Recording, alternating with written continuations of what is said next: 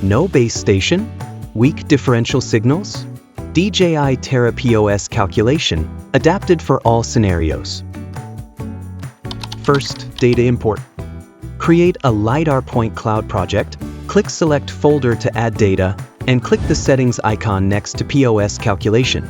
You can choose Data POS, Local PPK to perform the POS calculation. Data POS. During a flight mission, Zenmuse L3 receives satellite observation data from the base station and stores it as an RTB file. By selecting Data POS for calculation, you can use this RTB file as the base station data to perform the POS calculation.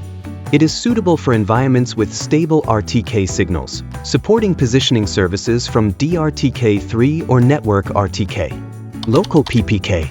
During a Zenmuse L3 flight mission, by setting up a D-RTK base station on a known point and recording satellite observation data, you can import the PPK base station file and LiDAR data into DJI Terra to run a local PPK calculation, obtaining high-precision POS data. This requires no network RTK signal and no real-time connection between the drone and base station, offering wider applicability.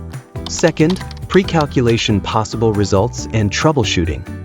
1. All datasets have been covered. The pre-calculation succeeded, the data and parameters are correct, and the calculation accuracy meets the standard. 2. Not all datasets have been covered. This indicates a minor anomaly, usually caused by satellite signal blockage or data desynchronization. Simply check for obscured areas and verify the time coverage. 3.